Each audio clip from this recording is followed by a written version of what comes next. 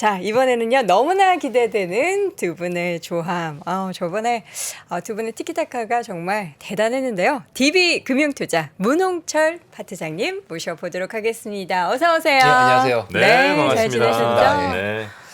오랜만에 뵙는 것 같습니다. 아니, 어떻게 지난번에 네. 삼프로 TV 출연하시고 나서 네. 뭔가 파트 안에서 이야기 없던가요? 저희요? 음. 얘기는 많이 들었는데요. 음. 저희 회사 내에서는 제가 사무실에서는 좀 조용한 편이어가지고 네. 좀 별로 얘기 못 들었고 이게 고객분들이 얘기를 많이 하셔가지고 뭐라고 하시던가요? 이제 뭐 물가지표 같은 거 좀 음. 세부적으로 설명을 해주셔서 되게 신선하고 좋았다. 어. 네네네. 네, 그런 얘기도 해주시고 네. 뭐 외모 관련된 얘기도 좀 해주시고 어떤? 좀 더 화장하고 나오지 그랬냐.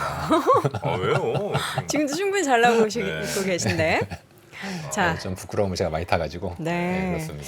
지난번에 전혀 안 그러셨는데 네. 자, 오늘도 예. 기대해 보도록 하겠습니다. 저번에 나왔을 때가 정프로님이 휴가하셔가지고 맞아요, 한 번. 그때 못 뵈서 좀 굉장히 개인적으로 아쉬웠습니다. 아, 그렇습니까? 네. 네. 어떤 내용을 말씀해 주신지. 이 프로님이 나오셨는데 네. 제가 조금 긴장이 되더라고요. 아, 그래서 뭐야, 나한테는 왜 긴장을 안 해? 이것도 좋아야 되는 거 아닌가요? 아니, 대놓고 말씀하시더라고. 이 프로님이 굉장히 날카로운 질문하시기로 네. 유명하신 분이다. 오늘 와. 좀 칼 좀 가세요. 오늘 저 사심이 질문 몇 개 들어갑니다. 안 됩니다. 그러면 저는 두 분 다 똑같이 네. 부담스러워할 겁니다. 자존심 편하게 해주십시오. 알겠습니다. 이 편해야 속 깊은 얘기가 또 나올 수가 있습니다. 그럼요. 자, 본격적으로 이야기를 네. 해보도록 하겠습니다.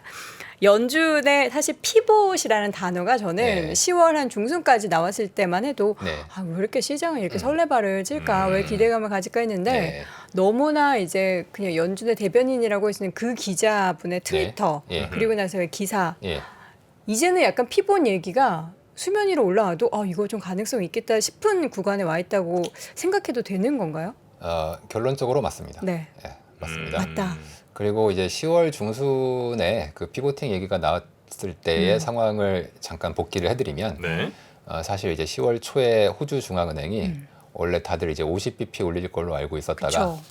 25bp만 올렸거든요.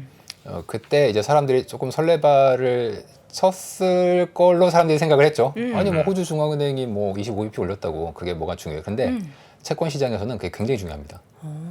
그 호주가 그 영연방 국가들이잖아요. 그런가요? 이제 호주, 캐나다, 뭐 네. 뉴질랜드 이제 영연방 국가가 전 세계에 많이 있는데 이제 영국의 지금은 이제 왕이죠. 왕을 이제 자기네 나라의 수장으로 인정을 정치적까지는 아니지만 이제 상징적으로 명목적으로 그냥. 상징적으로 이제 인정을 네. 하는데 그 영연방 국가들의 특징이 있는데 통화 정책에 있어서 영연방 국가들은 전 세계 통화 정책을 선도해요. 늘 그렇습니다. 지금까지 역사적으로. 네. 그래서 영연방 국가들, 특히 그중에 호주는 통화 정책을 할 때마다 채권 시장에서는 굉장히 주의 깊게 봅니다. 여기가 선도를 한다고요? 선도해요. 금리를 올릴 때도 먼저 올리고 금리를 내릴 때도 먼저 내려요. 그래요? 예, 특히 한국의 통화 정책을 선도해요. 네? 잘 모르시겠지만 근데 호주가 역사상- 그때 예. 25bp 올렸을 예. 때는 왜 예. 별거 아니라고 그렇게 얘기했을까? 먼저 올렸기 때문에 그렇다 뭐 이런 얘기도 하면서 별거 아니라고 그때 이제 이게 주식에서 좀 보는 관점이랑 좀 채권 시장에서 보는 관점은 다를 수 있는데 저는 이제 10월 초에 그 호주 중앙은행의 통화정책 회의가 있었는데 네. 그 당시에 저는 25bp 올리는 거를 보고서 상당히 개인적으로 깜짝 놀랐고 이거는 뭔가 굉장히 큰 변화의 시작이다 라는 생각을 사실 그때 했어요 이미. 네. 다만 시장도 그 생각을 사실 했어요. 음. 했는데 나중에 또 연준이 강하게 긴축적인 얘기를 하니까 그게 실망감으로 다시 이제 돌아왔죠. 다만 저는 그게 틀린 건 아니다. 호주 중앙은행의 움직임을 어떤 완화적 피봇의 어떤 아주 최초의 시점이라고 해석하는 게 아주 말이 안 되는 거는 절대 아니고요. 굉장히 중요한 것이었고 저는 그래서 연준도 아마도 시차를 두고 분명히 피보팅 얘기가 나오지 않을까. 그리고 이제 해당 시점은 대략 중간 선거 전후가 될 것이다. 그렇게 개인적으로 좀 생각을 했습니다. 근데 딱 왜 중간 선거라고 제가 봤냐면 이제 중앙은행은 독립적이죠. 정치로부터 독립적이죠. 한국은행은 정치로부터 독립적이시고요. 그런데 그거 왜 이렇게 조심스럽게 말씀하세요? 아닌 것처럼 말씀하시네요. 아니, 맞으니까. 네. 한국은행은 되게 굉장히 아닌 것 독립적이시고요. 같은데요. 네. 네. 그런데 상당히 많은 수의 중앙은행은 정치로부터 독립되기가 조금 어렵습니다. 미국도 지금 그래 보이지 않아요? 제가 중간 선거를 주목하는 이유는 현재 미국의 민주당과 백악관이 가장 신경 쓰고 있는 게 인플레이션이고 네. 연준 의장의 인사권을 백악관이 가지고 있기 때문에 결국 연준의 전반적인 톤은 현재 백악관의 선거 전략에 그렇죠. 상당히 엮여 있지 않겠는가라는 추정을 전하는 거고 그거는 굉장히 그러다 누구나 보니까 인플레이션의 특효약이 뭔지 아세요? 인플레이션의 특효약. 네, 특효약. 고금리 아니에요? 고금리보다 더 강한 특효약이 사실 엮여 있는데 강달러입니다. 달러와 인플레이션은 정확히 거꾸로 갑니다. 그럼 미국은 그렇겠죠. 미국은 그렇고요. 자, 그러면 잘 생각해 보세요. 네. 미국의 인플레이션은 달러와 미국의 인플레이션은 당연히 거꾸로 가겠죠. 네. 자, 그럼 한국은 어떨까요? 한국은 한국은 같이 더 갈 것 힘들죠. 같은데. 같이 갈 거꾸로 것 안 가고 우리는 그냥 정방향으로 자, 가는 근데 거 아니에요? 지금 만약에 정프로님의 말씀이 맞다면 네. 한국과 미국의 물가가 거꾸로 간다는 얘기가 됩니다. 음. 그럴 리는 없습니다. 같이 가네요. 전 세계 물가는요, 그냥 수준의 차이만 있을 뿐이지 같이 간다. 똑같이 방향성이. 갑니다. 그게 따로 갈 수가 없어요. 없어요. 자, 그 얘기는 무슨 얘기냐면 원달러 환율이 오를 때, 즉 달러가 강세일 때 물가가 떨어진다는 얘기입니다. 달러 강세일 때 물가가 떨어진다고요? 네. 지금 계속 올라가잖아요. 지금은 약간 특이한 케이스입니다. 이례적. 공급망과 혹은 뭐 유가의 상승, 특히 이제 제가 늘 인플레 원인을 재정 정책이라고 말씀드리지 않습니까? 네. 지금 이제 그런 요소가 좀 있는 거고요. 제가 이제 그림으로 좀 가지고 있는 게 있는 것 같은데, 네. 요 현상이 그림을- 그렇다면 네, 그 이유를 좀 얘기해 주시면 좋겠는데 왜냐면 예. 이제 미국이 강달러예요. 네, 그럼 당연히 우리 원화는 약하겠죠? 그렇죠. 그 얘기는 결국 1달러에 1,000원 하던 게 1,500원 한다는 거 아니에요? 네, 그럼 우리는 수입할 때 높아지겠죠. 1,000원에 가격이. 사올 거를 1,500원에 사와야 되잖아요. 그럼 네. 물가 올라. 그러니까 물가 올라가겠죠. 예. 그림 한번 그려보셨나요? 그림이요? 네, 그러니까 환율하고 예. 물가의 그림을 그려보면 예. 환율이 오를 때 물가가 올라야 되겠죠? 근데 실제 가지고 그림을 오셨죠? 그려보면 거꾸로 나옵니다. 그림을 보도록 하겠습니다. 그림은 준비하셨어요. 일단 지금 3페이지 지금 네. 그림이 준비가 되어 있는데요. 네. 이 그림은 일단 미국 기준입니다. 미국. 예. 미국은 뭐 당연히 달러가 강세일 때 회색이 달러거든요. 지금 회색 차트가 꺾여서 네, 내려가는 반대로 돼 거를 있습니다. 반대로 보실 돼 수가 있습니다. 있고요. 그래서 회색 인플레이션은 차트가 밑으로 가는 건 달러가 강하다는 얘기입니다. 그리고 녹색은 물가고요. 지금은 약간 예외적인 케이스인데 지금을 제외하고 한번 과거를 쭉 보세요. 같이 동일. 양자가 같이 가고 있다는 얘기는 달러가 강할 때 물가가 떨어진다는 얘기입니다. 달러가 강하면 물가가 떨어진다. 예. 근데 왜 같이 가요? 달러가 뒤집혀 있습니다. 이 그림상으로. 아. 네. 그걸 지금 빨리 설명해 주셨어요. 죄송합니다. 제가 지금 그림이 잘 안 그려져요. 죄송합니다. 약간 네. 포스가 달러 가치의 생겼어요. 회색이 제가 표시를 안 해서 정말 죄송한데 네. 축이 반대로 돼 있습니다. 네, 축이 저기 반대로 돼 지금 있어요. 마이너스 쪽이 네. 달러인 거예요. 네, 그래서 지금 오른쪽 축을 보시면은 마이너스가 숫자가 위에가 있죠, 위로가 있죠. 그러니까 이제 달러가 지금 축이 바뀌어져 있어서. 좋습니다. 네, 그래서 지금 거꾸로 가 있습니다. 여러분의 혼란을 야기시켜서 제가 죄송한데요. 네. 그 얘기는 지금 미국의 민주당과 바이든 행정부 입장에서는 강달러를 유도시켜야 물가를 잡고 그래야 선거 전략을 유리하게 가져갈 수 있을 것이고 그러한 행동에 하에서 연준이 강한 긴축적인 정책을 펼치는 것인데 선거가 끝나면 굳이 강하게 나갈 필요가 덜 없을 하겠죠. 것 같다. 덜 하겠죠. 그러니까 요즘에 자꾸 공화당 쪽으로 표가 네. 가니까 지금 굉장히 그게 중요합니다. 급한 거죠. 지난주 기준으로 지난 주말 기준으로 공화당의 승리 가능성이 굉장히 올라왔습니다.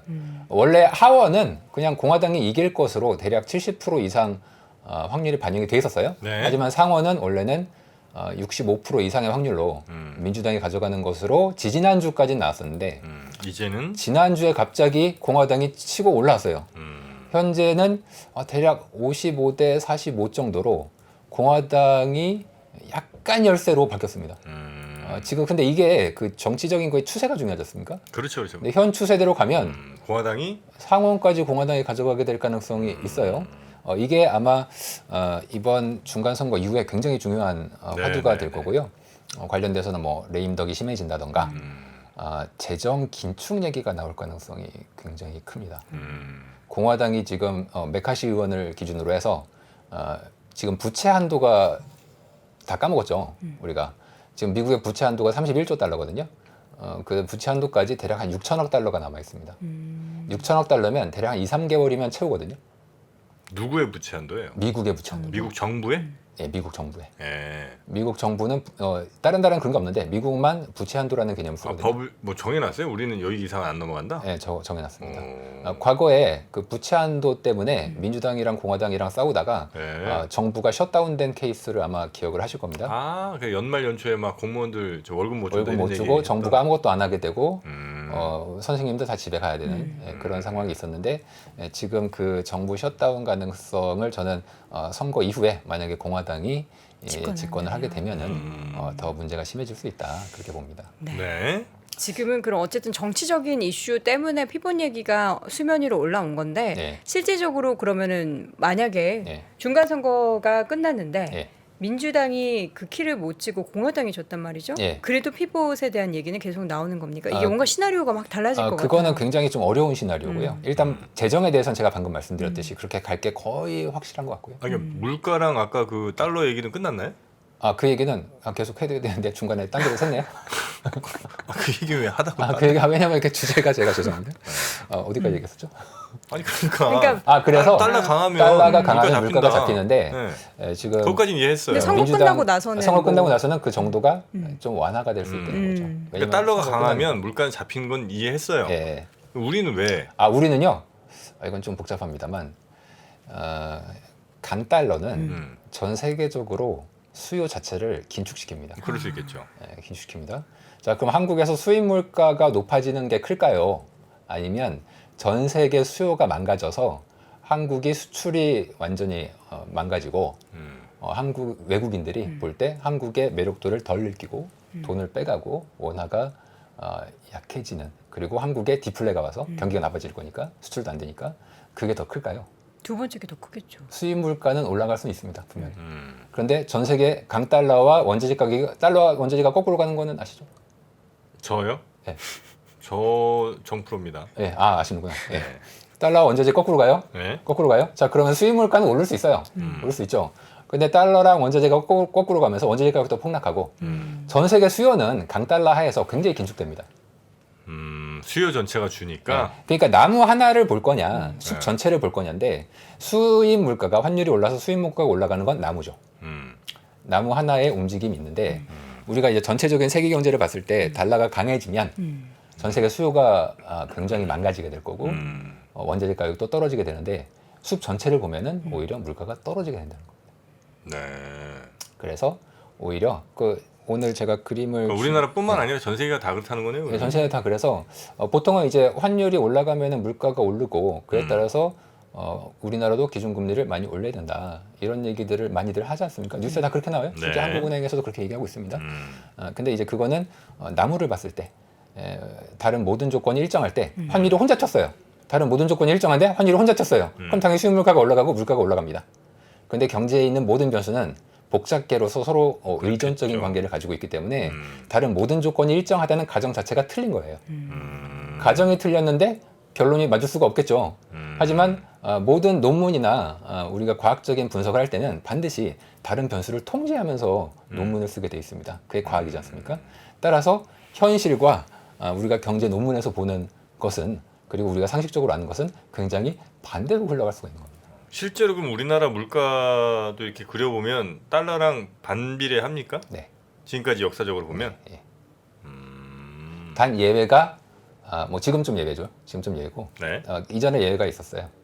금융위기 직전에 그때도 물가가 올랐고 환율이 올랐습니다. 네. 그러니까 좀 불안하죠. 금융위기 직전에 그랬기 때문에. 네.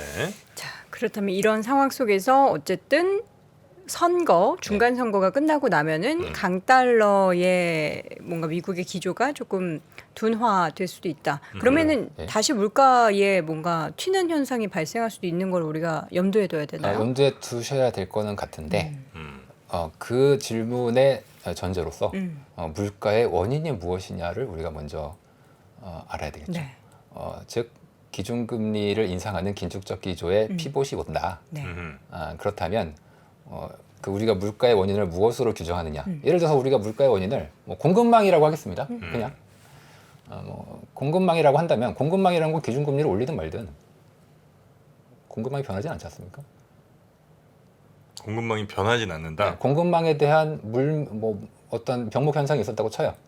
근데 기준금리 올린다고 그게 풀리진 않잖아요. 아, 더 그렇죠. 안 좋아질 수도 있을 것 같아요. 뭐 그렇게 궁금한 건 하여튼 무관하게 그냥 무관하잖아요. 뭐 막히면 막히는 거고. 그렇다면 기준금리를 어떻게 네. 하든 그냥 물가는 뭐 오르는지 떨어지는지 할 겁니다.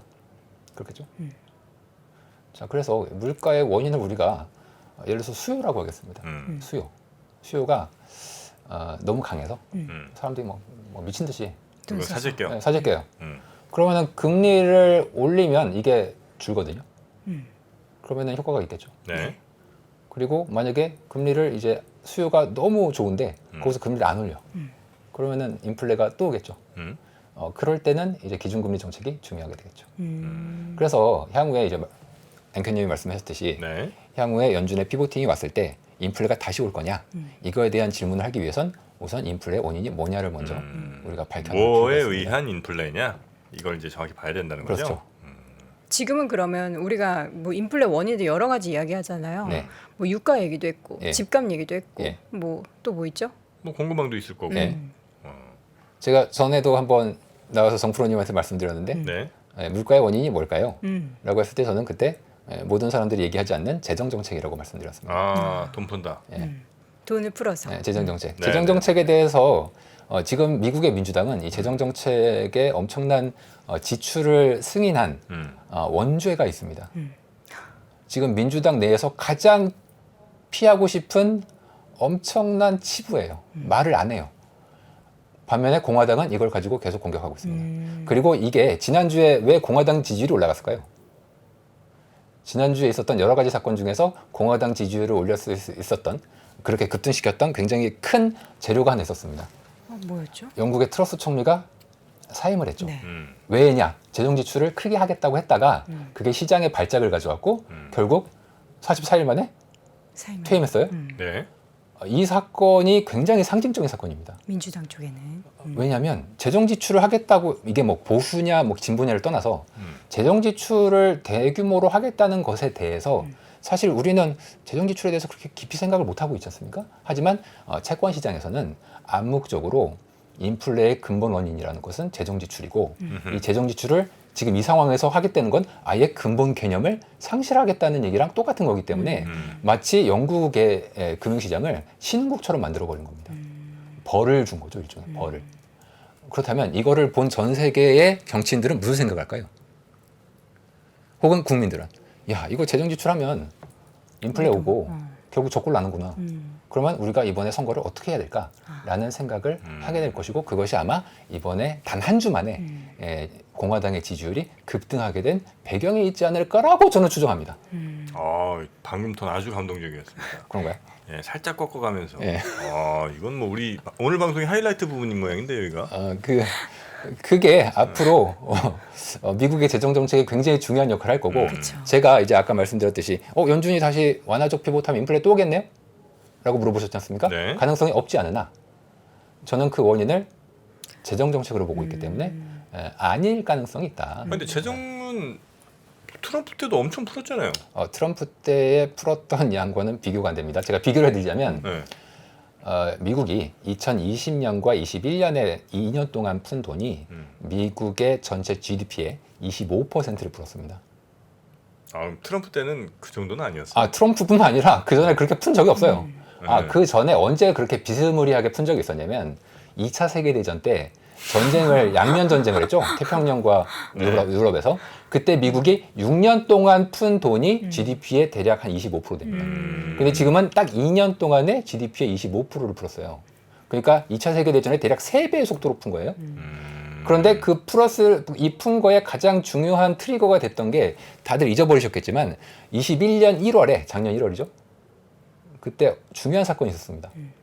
작년 1월에? 네. 뭐 있었죠? 조지아주에서 네. 민주당이 상원을 가져갔습니다. 네. 그러면서 상원이 50대 50이 됐어요. 네. 그리고 미국의 상원은 50대 50일 때는 부통령이 캐스팅 보트를 갖고 있기 때문에 결국 민주당이 가져간 거였어요. 네, 네. 그 직후에 바로 1.9조 달러 부양책이 통과가 됐습니다. 네, 그게 네. 인플레이션의 원인이고 심지어 민주당은 올해 초에도 기억나세요? Build Back Better. 네, BBB. BBB 법안을 통과시키려고 했습니다. 아니 근데 그게 1.9조 달러가 그게 한 해에 다 풀린 게 아니잖아요. 그게 그 안에서 상당 부분은 네. 돈 꽂아준 것, 즉 실업자에 대한 실업수당이 상당 부분 포함되어 있습니다. 뭐 그렇긴 하겠죠. 거기에다가 이제 보육수당도 있고 특히 이제 아이가 있을 경우에 어머니가 직장을 못 나가시기 때문에 그거에 대한 보육수당들이 굉장히 있었고 그게 올해 1월 달에 중단이 됐거든요. 네. 그래서 그거를 연장시킨다는 게 그 비비비 법안의 핵심이었습니다. 계속 돈을 엄청 뿌렸군요. 그 비비비 법안은 네. 사실 민주당이 통과시킬 뻔했지만 네. 민주당 내에서 이탈자가 한 명 있었죠. 조 맨친 의원이 조맨친 많이 언급됐었죠. 거기서 안 같은 된다. 편인데 네. 반대했잖아요. 안 된다 했죠. 만약에 그때 통과됐으면 인플레이션 아마 내년 내후년까지 갔을 겁니다. 그래요. 어마어마한 돈이 계속 풀렸거든요. 그럼 이 어마어마하게 풀린 돈 때문에 미국이 지금 이 고생을 혹은 뭐 이 어마어마한 인플레가 있다는 거를 미국 국민들도 상당수 알고 있습니까? 아니면 서서히 영국의 사례를 보거나 최근에 인플레이션 뉴스를 보면서 결국 왜냐하면은 잘 생각해 보세요. 연준은 이미 금융위기 이후부터 12년 동안 돈을 풀었습니다. 인플레가 안 왔죠. 네. 근데 이번에는 인플레가 왔죠. 네. 뭐가 다른 거죠? 재정 정책이 다른 거죠. 압도적으로 많이 풀었죠. 비교가 안 됩니다. 네. 과거에 비교를 할 수가 없습니다. 돈을 풀었기 때문에 발생한 인플레이션. 그런데 민주당 쪽에서는 어쨌든 그 부분에 숨기고 대해서를 싶어합니다. 숨기고 싶어 하는데 이거 공격하겠네 공화당이. 공화당은 엄청 계속 이걸로 공격하고 공격하면서 있다. 앞으로 우리가 집권하면 네. 부채 한도 그리고 재정 긴축 한번 보겠다. 아주 강하게 얘기하고 있습니다. 근데 국민 입장에서 나한테 돈 풀어준 정당과 허리띠 졸라매겠다는 정당 중에서 뭘 선택해야 될지 그것도 고민일 것 같아요. 그것은 이제 그 국민들이 그쵸. 어느 어떤, 정도의 의식 수준이 있느냐에 있느냐에 의해서 결정이 될 거고요. 뭐 약간 결정적인 사건이 이번에 영국 사건이 좀 된 것 같습니다. 자, 그러면은 이제 이 연준이 이거 피봇을 뭔가 하게 될 수도 있다라는 것을 흘린 것은 네. 어떻게 보면 지극히 좀 정치적으로만 해석을 해야 되나요? 아니면 그렇게 볼 필요는 없고요. 저는 다만 이번에 연준에서의 이 비둘기파가 이제 있긴 있어요. 있는데 아직은 소수입니다. 아직은 소수예요. 말 나오는 걸 보면은 연준 위원들 중에서 그렇게 아직 다수파인 것 같진 않고요. 네. 11월 초에 있는 FOMC에서 파월 의장의 입을 한번 우리가 확인을 해볼 필요는 있습니다만 네. 문제는 그 이번에 닉 티미라우스 월스트리트 저널 기자지 않습니까? 이 기자가 원래 옛날부터 그 옛날에는 이제 존 힐센레스 기자였었고요. 그 사람 후임으로 이 닉 티미라우스가 된 건데 얘네들은 공개적으로 얘기는 안 하지만 연준의 내부 정보를 갖고 있습니다. 그쵸. 그 내부 정보를 가지고 글을 쓰는 거예요. 그래서 글을 쓸 때 소송의 가능성을 피하기 위해서 그 굉장히 조심스럽게 글을 써요. 그래서 우리들은 기사를 읽으면 대략 얘가 눈치를 깝니다. 얘가 대충 어느 정보를 들었나 보다 하는데 현재 내부에서는 적어도 이제 명시적으로 표시가 오늘 된 거는 기사에 이제 표시가 된 거는 3명이었어요. 근데 그 중에 한 명이 라일 브레이너드 부의장이에요. 부의장. 근데 이 사람이 굉장히 중요한 인물입니다. 라일 브레이너드는 네. 그 옛날에 트럼프 시절 때부터 거의 유일한 이사 6명 중에 유일한 민주당원이었어요. 그리고 이번에 바이든 행정부 때도 뭐 재무부 장관이나 연준 의장 1순위였어요. 영순위였어요. 영순위. 되게 중요한 인물이고 사실상 지금 연준에서는 거의 실세라고 볼 수 있는데 브레이너드가 브레이너드가 이 사람이 2014년에 들어왔거든요. 근데 이것도 옛날에 그 과거에 이 사람의 그 히스토리를 좀 보면 네. 2015년에도 연준이 테이퍼링하고 금리 올린다고 막 그랬습니다. 기억이 잘 안 나시겠지만 2014년 14년에 이분은 들어왔고 네. 15년에 연준이 금리를 15년 12월에 올렸어요. 네. 근데 15년에도 테이퍼링 했을 때고 금리 올렸는데 그때 중국이 거의 죽을 뻔했습니다. 그때 중국이 위안화 절하했고요. 외환 보유고가 거의 1조 달러가 감소했어요. 그때 중국 증시나 뭐 전 세계 증시 다 안 좋았고 네. 굉장히 힘들었는데 그때 이제 브레이너드가 이제 갓 들어온 사람이잖아요. 그런데 거의 혼자죠. 혼자 2015년 초부터 이거 연준이 이런 식으로 계속 긴축을 하게 되면 결국 글로벌 다른 나라들의 굉장히 큰 피해를 일으키게 될 것이고 실제 그렇게 됐고요. 그것이 연준 미국의 국익에도 도움되지 않는다. 도움이 안 되는 이거를 이제 리버스 스피로버 이펙트라고 합니다. 스피로버하면 이제 넘쳐 흐르다. 네. 그 리버스는 역으로 이제 넘쳐 흐르는 건데 다른 나라의 나쁜 점이 결국 미국으로 들어와서 미국에도 안 좋은 영향을 미칠 것이다. 그런 주장을 거의 맨 처음 했습니다. 근데 이 사람이 원래 경력이 그래요. 경력이 약간 국제통이에요. 네네네. 그래서 원래는 그 전에는 그 미국의 재무부에 있었거든요.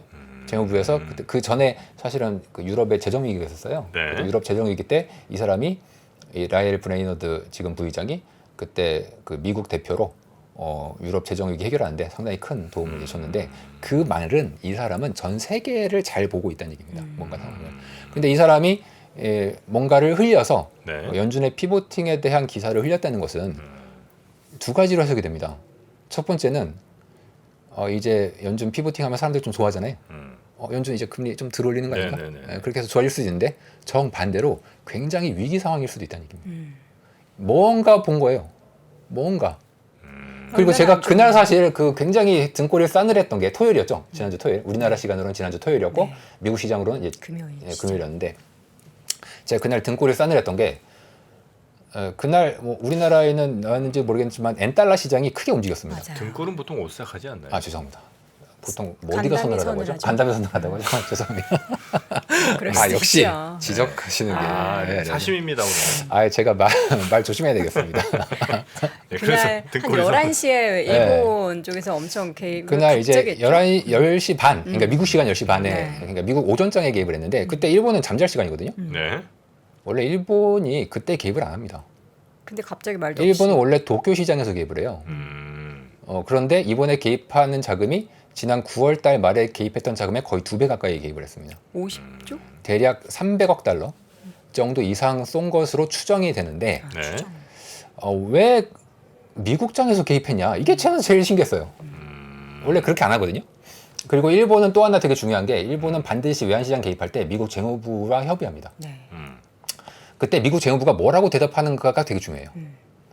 9월 달에 혹시 기억나시나요? 9월 달에 일본이 외환시장 개입할 때 미국 재무부가 뭐라고 얘기했냐면 이해한다. 일본의 사정을 이해한다라고 대답했습니다. 원래 이제 외환시장 개입하고 그러면 되게 싫어하고 니네 조작국이다 이런 얘기 많이 하는데. 그러긴 하는데 네. 지금은 사실 이제 일본의 상황이 되게 급작하잖아요. 음. 그리고 보통 미국은 자기네 달러가 평소에 약하기를 원해요. 지금은 좀 예외적인 거예요. 근데 지금 강하기를 원합니다. 자, 강하게 원하는데 재무부가 일본이 외환시장에 개입을 해서 달러를 약하게 만들었죠. 약하게 만드는 쪽으로 이제 개입을 했죠. 자, 그럼 재무부는 강한 걸 원하잖아요. 근데 일본이 약하게 개입했잖아요. 네. 이거에 따라서 재무부가 어떻게 반응했을까요? 이해한다 정도로만 얘기했잖아요. 이거는 외환 트레이더 입장에서 계속 강달러 되겠구나 라고 받아들입니다.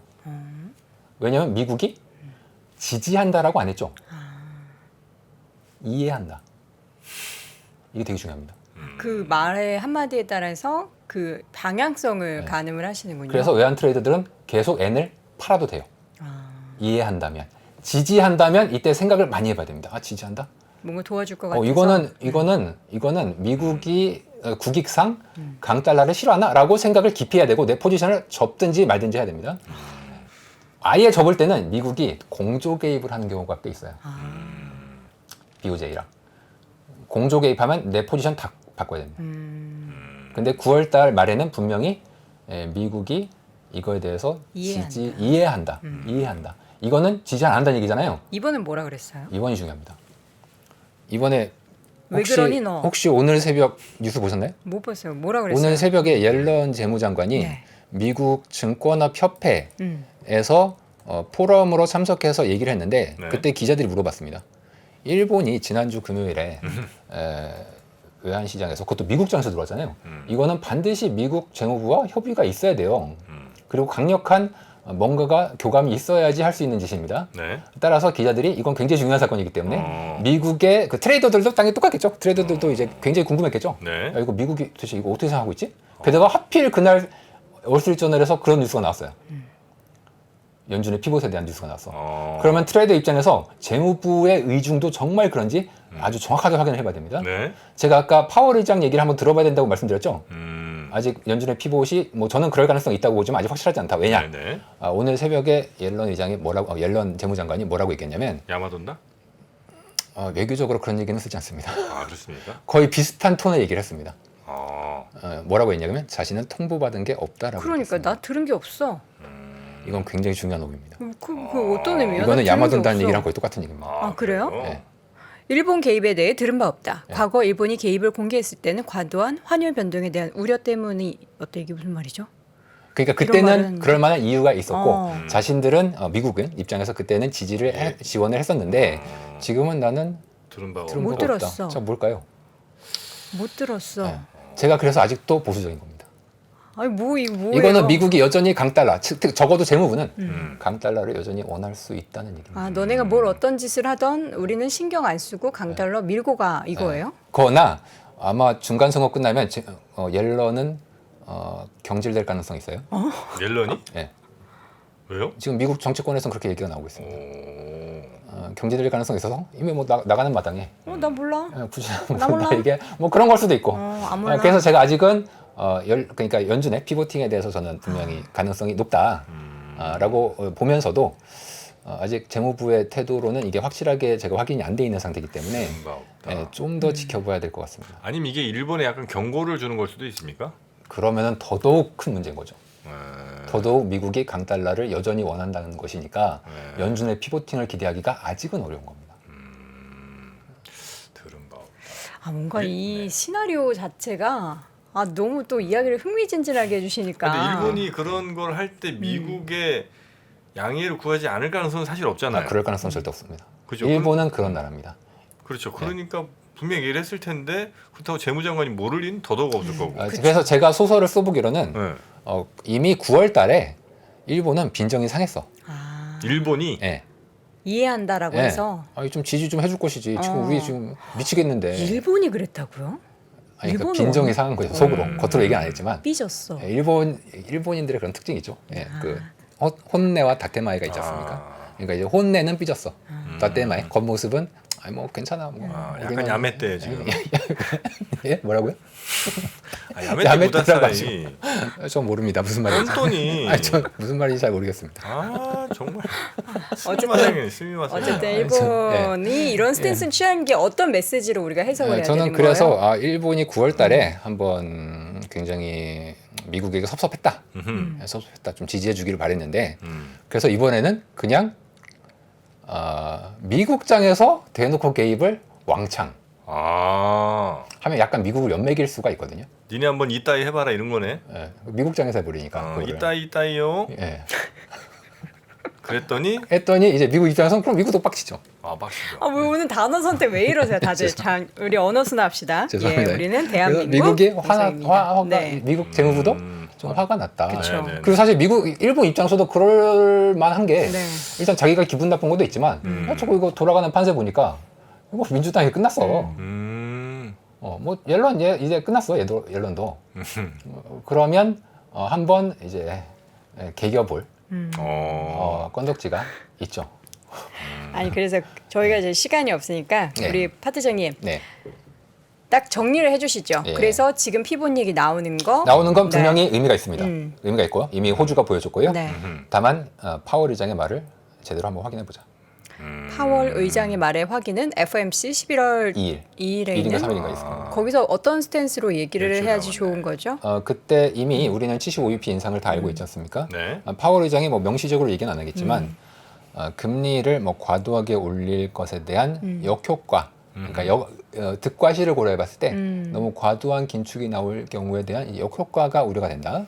또 하나 늘 어떤 중요한 키워드 중에 인터내셔널 디벨롭먼트라는 단어가 있습니다. 그게 이제 2015년에도 나왔던 얘기인데 다른 국제적인 정세와 상황을 봐서 그게 연준과 미국의 국익에 해가 될 경우.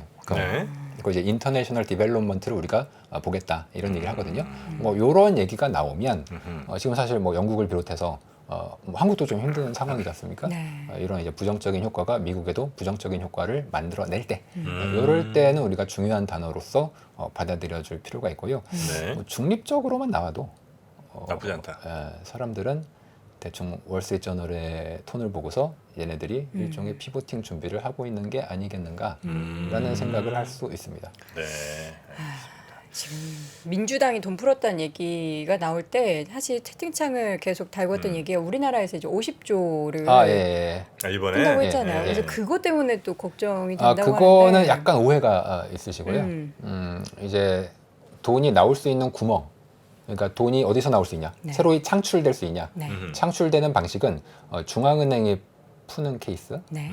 그리고 정부가 대규모 재정 적자를 내는 케이스, 음. 이 두 개밖에 없습니다. 네. 네네네. 이번에 50조의 패키지는요, 음. 이런 식으로 된 게 아마 없을 겁니다. 네네네. 따라서 이것은 돈을 푸는 거라고 보기가 조금 좀 어렵습니다. 다른 경우라는 거죠. 이게 지금 우리 한국은행이 이 50조 패키지와 우리나라의 지원 체계에 좀 보수적으로 지금 금리 올리고 있는데 한국은행이 거기에 뭐 돈을 쏴주거나 이제 SPV를 설립한다는 얘기가 있는데 그게 뭐냐면은 이제 중앙은행이 돈을 싸서 그걸 레버리지해서 채권을 사주는 네.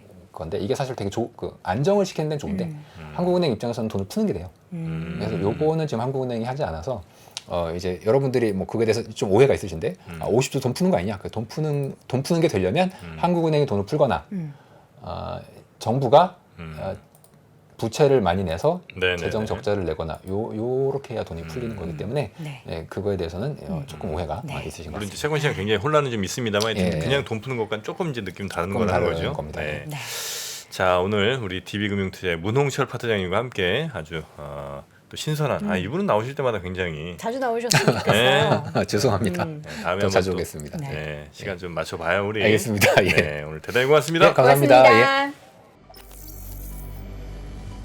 저희 3프로TV가 우리나라에서 가장 많은 데이터를 분석하는 송기령 부사장과 함께 미래대학 강의를 선보인 지가 벌써 1년이 지났습니다.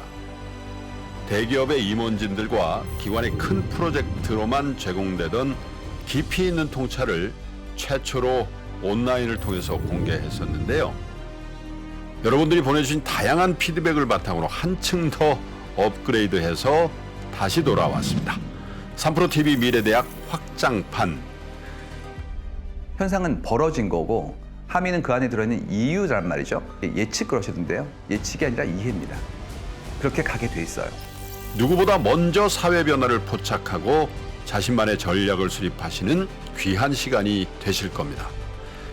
11월 7일까지 구매하시는 모든 분들께는 송기령 부사장과 함께하는 토크 콘서트 참석의 기회를 드리겠습니다. 영상 하단의 링크를 클릭하시거나 네이버에서 3프로TV를 검색해 주세요.